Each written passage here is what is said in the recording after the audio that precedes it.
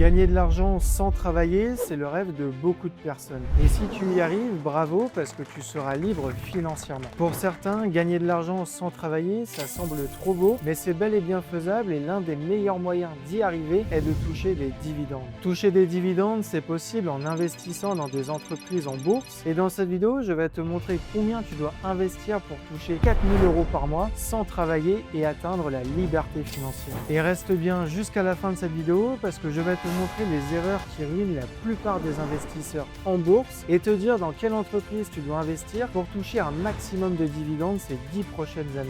Que tu pars de zéro ou que tu aies déjà commencé à investir, cette vidéo va changer ta façon de voir les dividendes. C'est parti! On va commencer cette vidéo avec des mathématiques et on va imaginer que tu as besoin de 30 000 € par an pour vivre. Pour connaître le montant que tu dois investir pour toucher cette somme, tu dois diviser le revenu dont tu as besoin pour vivre par le rendement moyen des actions à dividendes dans lesquelles tu as investi. Imaginons que ton portefeuille soit composé à 100% d'actions de croissance comme Apple par exemple. Au moment où je tourne cette vidéo, Apple est proche de son record historique et offre un rendement de 0,28%. Je suis d'accord, c'est très faible, mais je prends volontairement Apple en exemple parce que je veux te montrer une réalité que tu dois bien avoir en tête. L'action Apple est proche des 271 $ et l'entreprise verse 1,04 $ de dividendes par action, soit environ 88 centimes d'euros. Pour atteindre 30 000 € de revenus passifs avec Apple, il faudrait que tu détiennes environ 34 000 actions, ce qui représente un peu moins de 8 millions d'euros. Sachant que je ne parle pas encore de la fiscalité, mais j'y reviendrai un peu plus tard dans la vidéo. Dans cette vidéo, on se rend bien compte que le montant à investir pour espérer pouvoir vivre des dividendes que l'on reçoit est colossal. Mais ce que tu dois comprendre si tu décides d'investir en bourse pour vivre des dividendes, c'est qu'il y a deux catégories d'entreprises. La première catégorie correspond aux entreprises de croissance comme Apple, Google ou Nvidia par exemple. Ce sont des entreprises qui doivent investir massivement et en continu dans leur développement pour ne pas se faire dépasser par la concurrence. Résultat, elles ne versent pas ou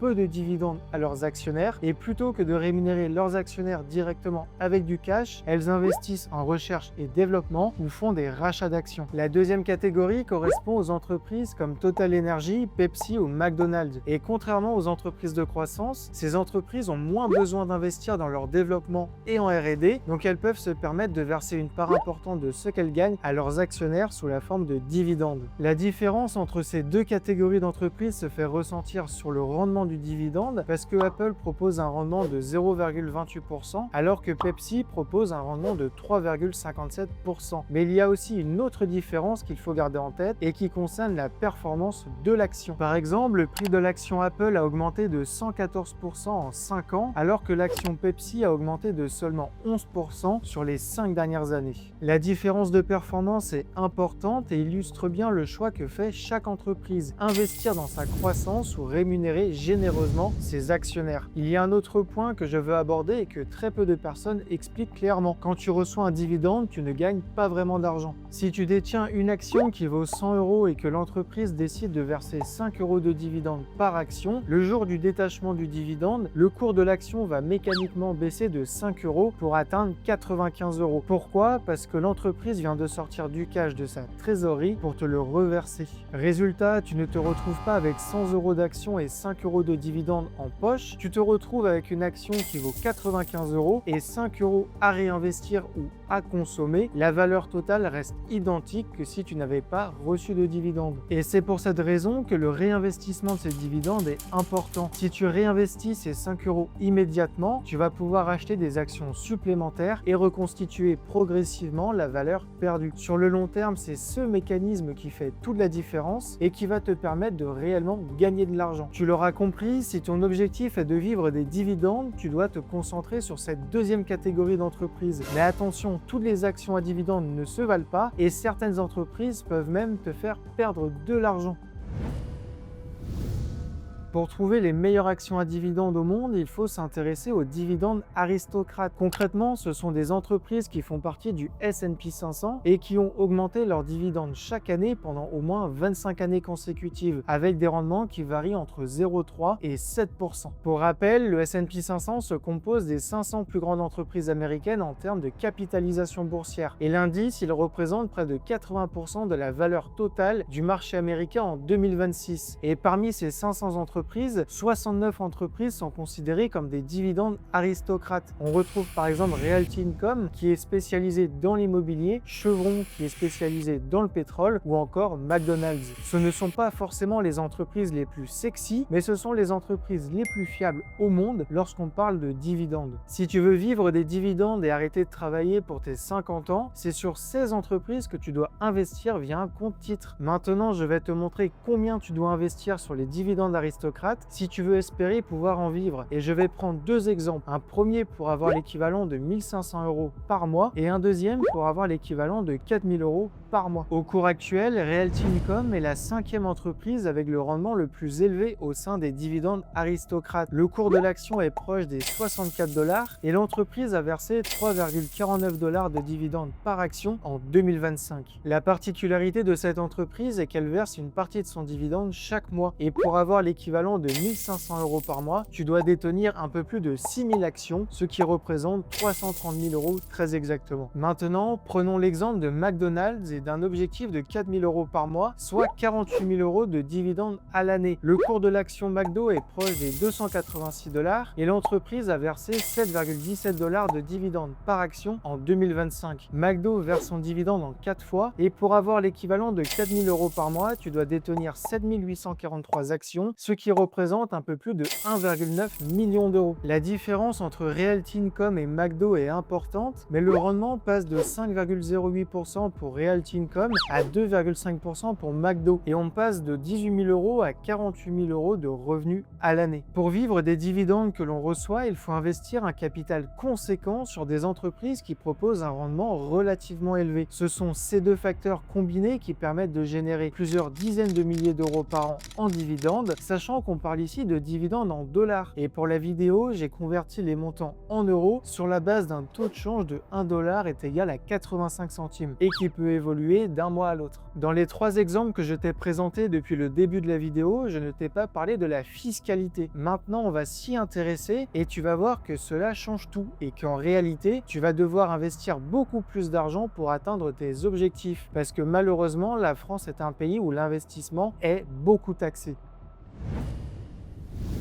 L'erreur que tu ne dois absolument pas faire si tu commences à investir sur des actions à dividendes, c'est de regarder le rendement brut sans tenir compte de la fiscalité. Il faut bien comprendre que quand on touche des dividendes, on doit le déclarer et payer des impôts. Et ces impôts, ils impactent directement la rentabilité de nos investissements, mais aussi le montant que l'on doit investir pour atteindre nos objectifs et devenir indépendant financièrement. Aujourd'hui, ce n'est pas le PEA qui nous intéresse puisqu'il ne permet pas d'investir directement sur des actions américaines sans passer par un ETF et en plus on ne peut y investir que 150 000 € au maximum. Mais je vais quand même prendre une minute pour t'expliquer la fiscalité du PEA. Concrètement, les gains réalisés au sein d'un PEA de moins de 5 ans sont soumis à la flat tax qui est de 31,4%. Après 5 ans, les gains ne sont soumis qu'aux prélèvements sociaux à hauteur de 18,6%. L'avantage fiscal qu'offre le PEA après 5 ans peut te faire réaliser de belles économies, donc je t'invite à ouvrir un PEA dès aujourd'hui si tu ne l'as pas encore fait. En Europe et plus particulièrement en France, il y a des entreprises qui versent de généreux dividendes, comme Total Energy ou AXA par exemple, mais elles ne sont pas considérées comme des dividendes aristocrates. Donc maintenant, on va s'intéresser à la fiscalité du compte titre qui permet d'investir sur les dividendes aristocrates aux États-Unis. Mis à part quelques exceptions, les actions à dividendes les plus stables se trouvent aux États-Unis. Et pour y investir, tu es obligé d'ouvrir un compte titre. Et la particularité du compte titre, d'investir sur des entreprises américaines et de percevoir des dividendes, et que cela déclenche une double imposition. Concrètement, si tu investis sur McDo par exemple, tu seras imposé une première fois au titre de la retenue à la source dans le pays où siège la société et une seconde fois en France au titre du prélèvement forfaitaire unique. Et pour cette double imposition, le taux auquel seront imposés tes dividendes varie d'un pays à un autre. Par exemple, pour une entreprise américaine comme McDo, tu seras imposé une première fois aux États-Unis à hauteur de 15%, puis une seconde fois en France à hauteur de 31,4%.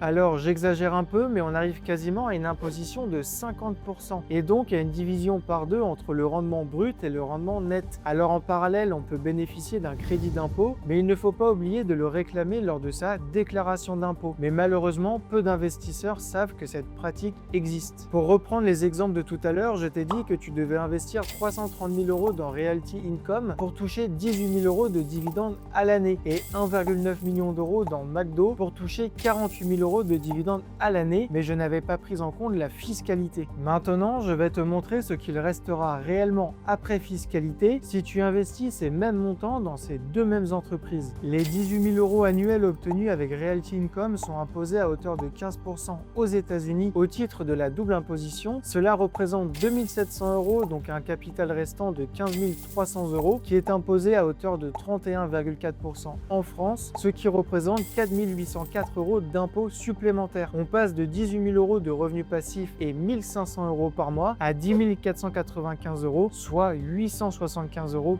par mois. Dans le cas de McDo, les chiffres donnent le vertige. Pour 48 000 € de dividendes annuels, la double imposition de 15% représente 7 200 € et la flat tax en France représente 12 811 €.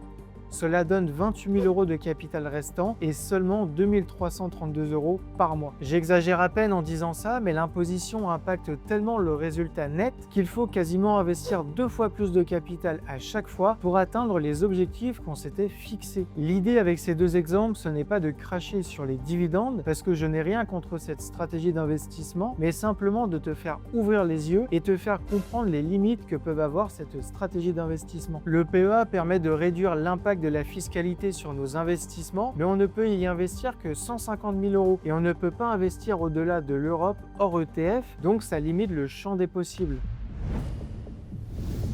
Maintenant que tu as compris qu'investir 200 000, 300 000 ou 400 000 € dans des actions à dividendes ne suffit pas pour arrêter de travailler, tu te demandes peut-être pourquoi ne pas simplement investir sur les actions avec les rendements les plus élevés pour gagner plus de dividendes mais en investissant moins d'argent. Sur le papier, l'idée n'est pas bête, mais attention, la première erreur que font les investisseurs qui s'intéressent aux dividendes, c'est de ne pas tenir compte de la fiscalité. Et la deuxième erreur, c'est d'être attiré seulement par les rendements les plus élevés. Cette stratégie peut être risquée parce qu'un rendement élevé peut signifier que le cours d'une action s'effondre ou qu'une entreprise est en grande difficulté. Par exemple, l'entreprise 3M a été un dividende aristocrate pendant des dizaines d'années parce que l'entreprise a augmenté son dividende chaque année pendant 66 ans et le rendement était supérieur à 4%. Honnêtement, c'est un résultat incroyable. Mais en 2024, 3M a décidé de réduire son dividende pour la première fois après 66 ans d'augmentation consécutive. Et forcément, cela n'a pas plu aux investisseurs. Beaucoup ont décidé de vendre leurs actions, le cours de l'action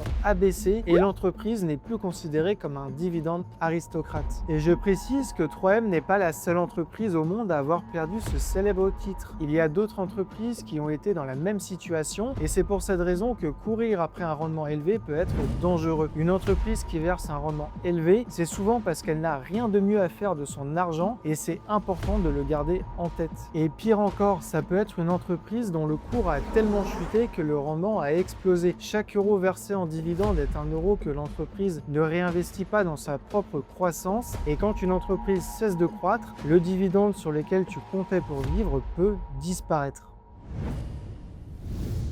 Maintenant, je vais t'expliquer pourquoi je pense que les dividendes ne sont pas faits pour tout le monde. Si tu es jeune et que tu n'as pas 500 000 € à disposition, je pense qu'il est préférable pour toi d'investir dans des actions de croissance plutôt que dans des entreprises qui versent de généreux dividendes. Et ce, pour 3 raisons. La première, c'est parce que tu es jeune et que tu peux te permettre de prendre plus de risques. Même si tes investissements chutent de 20 ou 30% lors d'une crise, tu as plusieurs années devant toi pour rattraper cette perte. La deuxième raison, c'est que la plupart des investisseurs français n'auront pas suffisamment de capital investi pour que les dividendes génèrent un revenu significatif. 10 000 euros investis sur des actions à dividendes à 4% de rendement, c'est 400 euros de dividendes par an. Donc ça ne va clairement pas changer ta vie. La troisième raison, c'est que quand tu es jeune, tu dois trouver des solutions pour passer de 20 000 euros de patrimoine net à 100 000 euros, puis 500 000 euros, puis 1 million d'euros de patrimoine net. Chercher à avoir 50 euros de dividendes par mois à 35 ans est, selon moi, complètement inutile. Si tu as plus de 35 ans, une résidence principale et une famille, la stratégie qui consiste à investir sur des actions à dividendes peut devenir intéressante parce qu'en vieillissant, on pense davantage à sa retraite et aux revenus passifs dont on va avoir besoin. Et si aujourd'hui tu as 50 ans et un capital de plusieurs centaines de milliers d'euros à investir parce que tu as vendu une partie de ton patrimoine immobilier par exemple, je pense que tu es dans la meilleure situation. Tout simplement parce que tu as un capital important qui te permettra d'avoir des revenus passifs significatifs et un complément de revenus qui peut te permettre de vivre confortablement. Ce n'est